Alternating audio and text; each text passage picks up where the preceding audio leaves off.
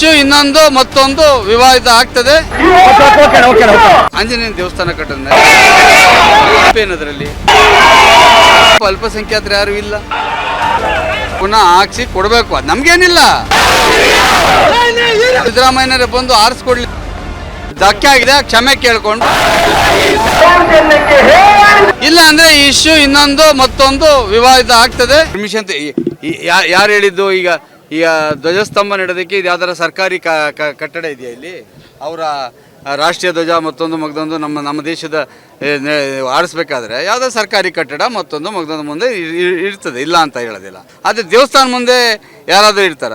ಹಂಗಾರೆ ಎಲ್ಲ ಕಡೆ ಇರ್ತಕ್ಕಂಥ ಧ್ವಜಸ್ತಂಭ ಎಲ್ಲ ತೆಗಿಸ್ತಾರೆ ಅವರು. ನಾವು ಅದನ್ನು ಪುನಃ ಹಾಕ್ಸಿ ಕೊಡಬೇಕು. ಅದು ನಮಗೇನಿಲ್ಲ, ಅವರೇ ಬಂದು ಸಿದ್ದರಾಮಯ್ಯನವರೇ ಬಂದು ಆರಿಸ್ಕೊಡ್ಲಿ, ನಮಗೇನು ತೊಂದರೆ ಇಲ್ಲ. ನಮಗೇನು ನಮ್ಮ ಧಕ್ಕೆ ಆಗಿದೆ, ಕ್ಷಮೆ ಕೇಳಿಕೊಂಡು ಆರಿಸೋದು ಸಾಕಷ್ಟೇ. ಇಲ್ಲ ಅಂದ್ರೆ ಇಶ್ಯೂ ಇನ್ನೊಂದು ಮತ್ತೊಂದು ವಿವಾದ ಆಗ್ತದೆ. ಇದು ದೊಡ್ಡದಾಗಿ ಹೋಗ್ತದೆ, ಖಂಡಿತವಲ್ಲ ಪಡ್ಕೊಂಡು. ಅದಾಗಬಾರ್ದು. ನಾವು ಶಾಂತಿಯುತವಾಗಿರ್ಬೇಕು. ಕ್ಷಮೆ ಕೇಳಿ ಬಂದು ಅವರೇ ಆರಿಸಿದ್ರು ಆಯ್ತು. ನಮಗೆ ಅವರೇ ಆರಿಸ್ತಾರೆ, ಅವ್ರ ಕೈಲಿ ಆರಿಸೋಣ, ಅದಕ್ಕೇನಂತೆ.